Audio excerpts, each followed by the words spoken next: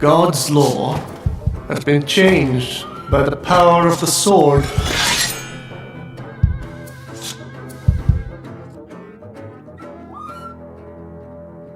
But subject and sovereign are clean different things.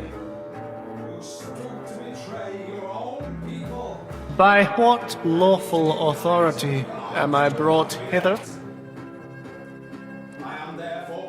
I failed to spot the wolves in sheep's clothing. Sweethearts, I bid my farewells.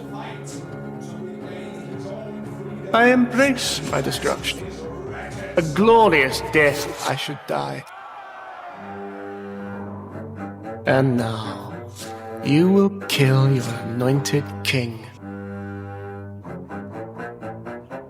I go from a corruptible to an incorruptible crown.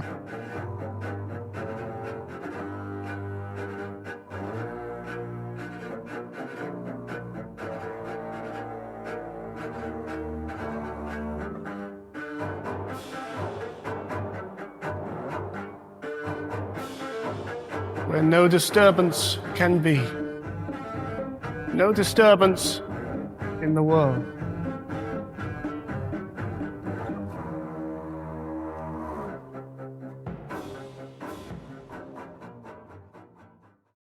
On the 30th of January 1649, Charles I, King of England, Scotland and Ireland, walked through this, his banqueting house at the Royal Palace of Whitehall, out of a window and onto a scaffold where his executioner was waiting. Charles had been tried and found guilty, tyrant, traitor, murderer, an enemy of the Commonwealth.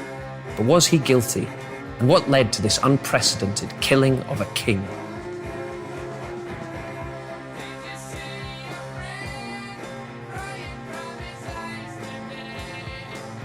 Charles was never expected to become the King of England. He was second in line to the throne of Scotland.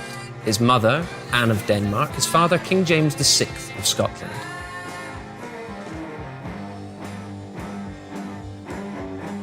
Charles was born on the 19th of November in the year 1600. 3 years later, his father was invited to become King of England. Charles, however, was left behind as the sickly child.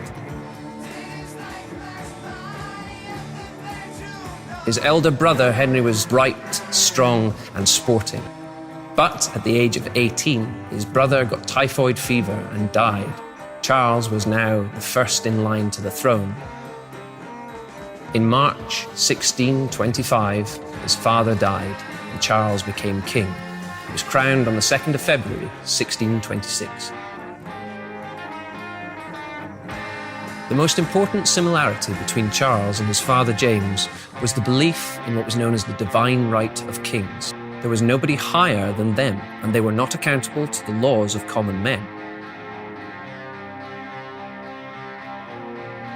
Parliament are thoroughly excited by the prospect of a new young king.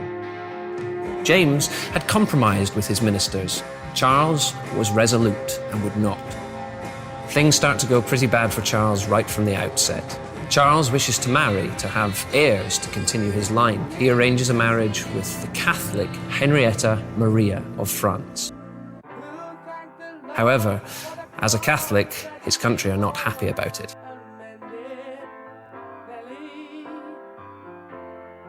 Charles is the head of a divided country when it comes to religion. It all started with Henry VIII when he split from the Church of Rome. Now, almost 100 years later, there is still discontent. There have been many reforms, but with fanatics on either side. Now, Charles is the head of the Protestant Church of England, and he has reforms of his own. He wishes for a Protestant state. However, he believes wholeheartedly that there should be a hierarchy within the church and its ministers, and a deference towards them. For Puritans, that is too much like Catholicism. Perhaps Henrietta Maria is bringing too much influence to our Protestant king. She is known as the Popish brat of France. Charles will not put up with this. In the first 4 years of his reign, he disbands Parliament 3 times, up until 1629, when this time he would disband them for what turned out to be 11 years. Charles was a loving husband and a doting father. It is known that Charles loved to play with his children at St. James's Park, where they would play outside. He also had a silver staff where he would score upon it to see their changing in height. He referred to his queen, Henrietta Maria, as his dear heart. After 11 years of ruling on his own, Charles is out of money. His foreign wars have cost a fortune, and now the only thing to do is to recall Parliament. However, straight away they have disagreements once again. Parliament is divided. Those who are on the side of the king, royalists.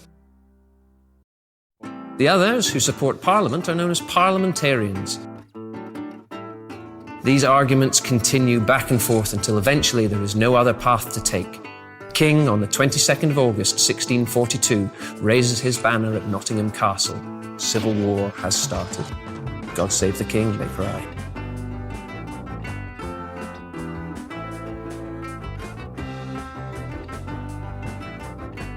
The Civil War in England is the bloodiest conflict that will ever take place on English soil. It will last 5 years, and it is estimated that over 200,000 people will die.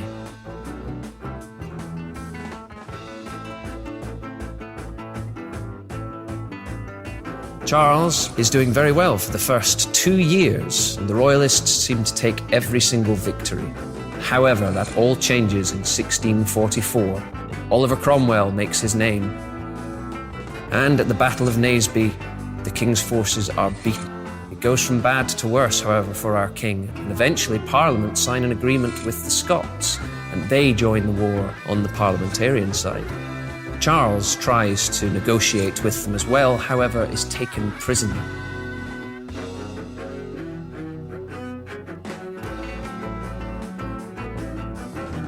He is then handed from one house to another until eventually being locked up at his own palace of Hampton Court. Then word reaches the king there might be an assassination attempt. So, in 1647, he tries a daring escape, and he manages it. Unfortunately, he is once again recaptured and eventually brought back to London. Now there is talk of placing a king on trial. The country once again is divided. Who could place a king on trial? With the divine right of kings, he's above the law.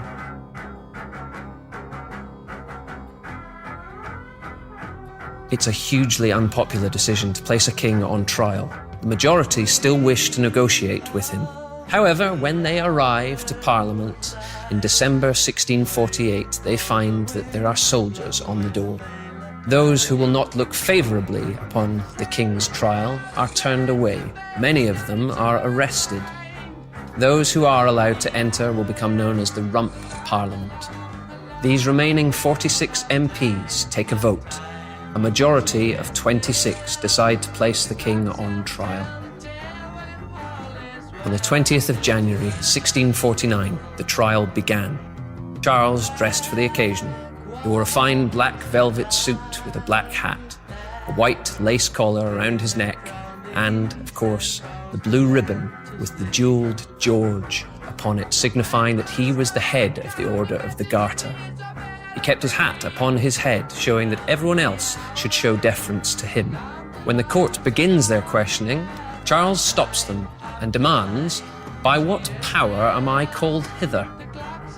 For 3 days, Charles refuses to recognize the authority of this court and will not enter a plea. Despite this, the trial continues. On the morning of the 27th of January, Charles was brought to Parliament to have judgment passed upon him. He had been found guilty.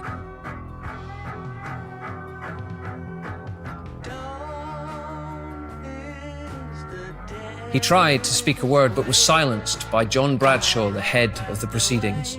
He insisted, "Will you not hear a word, sir?" But he was denied. He was led from the courtroom. For Charles, it was all too late.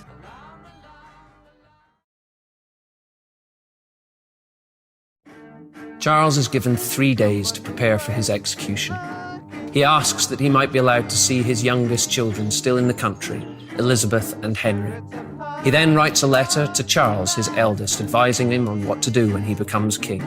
He writes to James, telling him to stand by his brother. On the 29th of January, Henry and Elizabeth are brought to meet their father.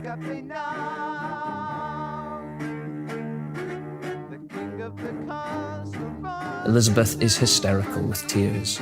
Charles comforts them as best he can. He tells Elizabeth she will forget this. Henry is sat upon his father's lap, and Charles says to him, at no cost should he accept the crown. Parliament may try to give it to him. Henry insists he'll be torn apart before he accepts. When it is time for them to leave, Elizabeth is distraught. Her father rushes to the door and embraces them one last time. They are then ushered out the door.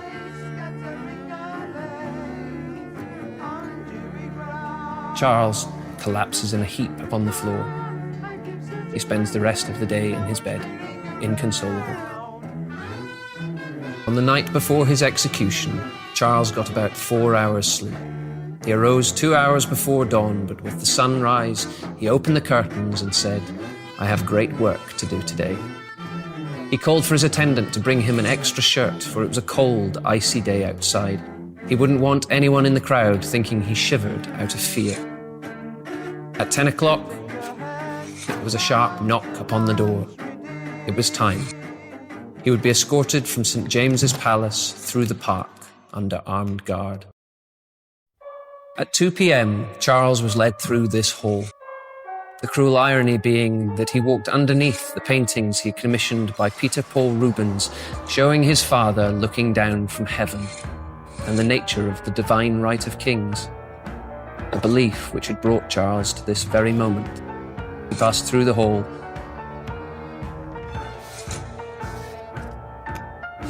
and out onto the scaffold. If Charles felt any nerves at this moment, he hid them well. He conducted himself with strength and decorum. This was such an unpopular decision to execute a king. The new model army had been posted to hold the crowd back. To find an executioner to kill a king was a hard task. Whoever they found did not want to be recognized, so they dressed in the outfit of a sailor, wore a false beard and a wig, and placed fishnets over their head. Charles noted that his last words would only fall upon the ears of his executioners and the soldiers around him. He said, I go from a corruptible to an incorruptible crown, where no disturbance can be. He asked his executioner if his hair was troubling him. His executioner said yes, and so Charles placed a nightcap on his head. His executioner helped to tuck the hair away. He told his executioner that he would say his last prayers, and when he stretched out his arms, he was ready to die. Charles lay himself down upon the floor. He said his last prayers, stretched out his arms. The axe fell.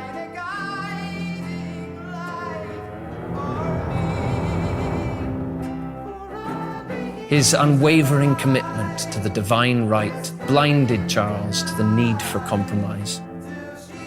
He was a man who stuck to his beliefs, but ultimately paid for it with his life. Was Charles solely to blame? Or were he and Parliament on a road that led to only one outcome? What do you think?